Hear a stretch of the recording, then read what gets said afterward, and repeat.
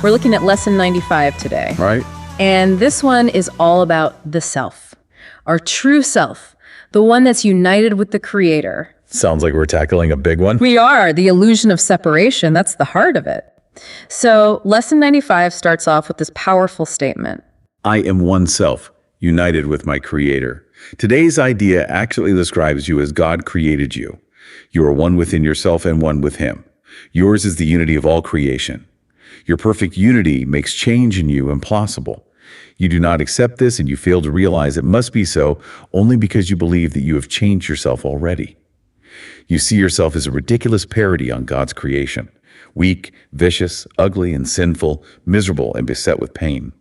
Such is your version of yourself. A self divided into many warring parts, separate from God, and tenuously held together by its erratic and capricious maker to which you pray. It does not hear your prayers, for it is deaf. It does not see the oneness in you, for it is blind. It does not understand you are the Son of God, for it is senseless and cannot understand anything. We will attempt today to be aware only of what can hear and see and makes perfect sense. We will again direct our exercises toward reaching your one self, which is united with its Creator. In patience and in hope, we try again today. Straight to the point, huh? I am one self, united with my Creator. That's a huge statement. It kind of throws the whole idea of being broken or incomplete right out the window. It does, and it suggests that this sense of separation that we're so used to feeling, that's the real illusion. Right. It says our unity is perfect and therefore can't be changed, but we don't accept that, do we? Not usually. Yeah. There's a lot of resistance there.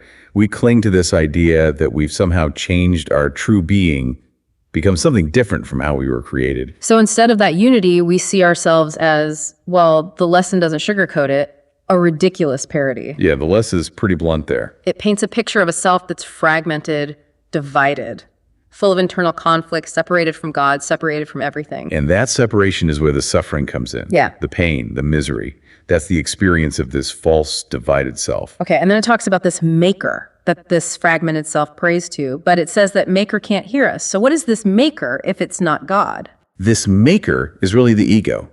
It's this thought system in our minds that's based on fear and judgment and the belief that we're separate and vulnerable. We think it has all the answers, that it can control things, so we turn to it for help. But the Course is saying that's a dead end. It is, because the ego, by its very nature, can't understand our true nature, our connection to the Creator. It's deaf and blind to that reality. So all those prayers, all those pleas for help, they're directed at something that can't even hear them. Exactly. They're coming from a place of fear and lack, which the ego thrives on but can never truly solve. But the lesson also says that there's something else, something that can hear and see and make sense of it all. Right. It's urging us to shift our focus away from that false maker, the ego, and towards our true self, the one that's still united with the Creator. And that brings us to the practice for today. It's all about reconnecting with that unified self. And it acknowledges right up front that this might not be easy. It talks about the need for patience and hope, recognizing that we've been caught in this illusion of separation for a long time. We've gotten used to identifying with that false self. So to really understand this, we need to break it down a bit. This false, divided self, the ego, it's a major theme in the Course.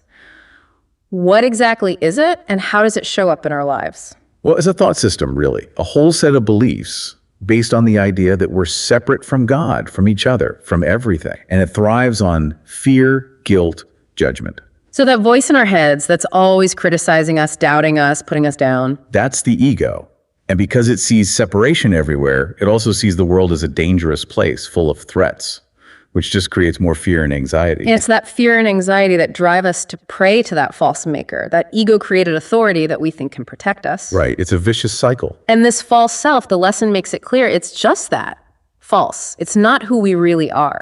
It's a collection of mistaken beliefs that we've come to accept as true. It's like we've built this elaborate story about who we are based on limitations and fear. And we keep buying into that story, even though it's causing us so much pain. Because the ego's really good at convincing us that it's real, that it's all we've got. So how do we start to break free from this false self? The lesson talks about the importance of recognizing it for what it is. That's the first step. Seeing those thoughts, those beliefs for what they are.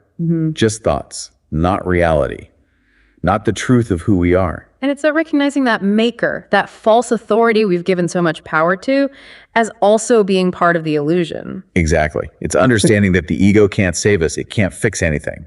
because it's part of the problem itself. So if we're going to pray, if we're going to ask for help, we need to direct our attention somewhere else entirely. To your true self. The self that's still connected to the Creator, the self that's whole and complete and doesn't need fixing. The practice exercise for today goes into a lot of detail about how to actually do this. And it starts off with a specific suggestion, using the first 5 minutes of every hour to practice the lesson's idea. It's a structured approach, which might seem a bit rigid at first, but there's a reason for that. The Course recognizes that our minds are easily distracted, we get caught up in our thoughts and our daily routines, and we lose sight of what really matters. So these frequent short practice periods act as reminders.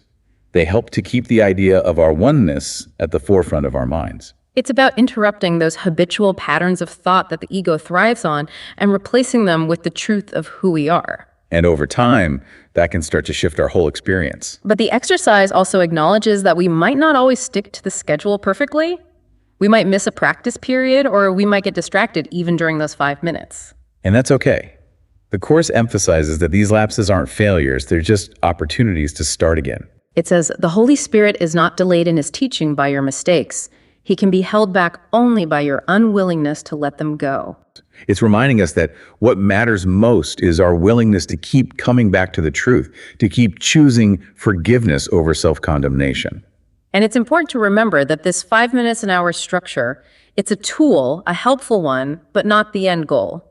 The real goal is to have the meaning of this lesson sink in deeply, to let it transform our thinking. Allowing the truth of our oneness to become so real to us that it replaces those false beliefs about who we are. And that doesn't happen overnight. It takes time, it takes patience, it takes a willingness to be gentle with ourselves as we learn and grow. Absolutely. This is a process of undoing years, maybe lifetimes, of believing in separation. So kindness and compassion are essential. And in the end, this practice isn't just about our individual awakening. It's about contributing to a collective shift in consciousness.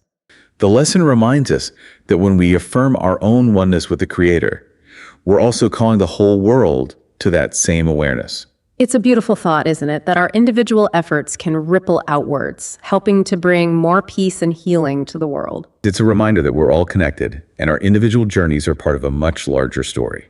So as we wrap up this deep dive into Lesson 95, let's take a moment to reflect on what it truly means to be oneself, united with the Creator. What would it look like to live from that place of unity, to see ourselves and the world through the eyes of love instead of fear? How would our relationships, our actions, our whole experience of reality be different? That's something to ponder, to explore, to allow to guide us on our continuing journey with the Course. Yes, let those questions sit with you. See what unfolds as you allow the wisdom of this lesson to penetrate your heart and mind. And remember, you're not alone on this journey. We're all in this together, walking each other home.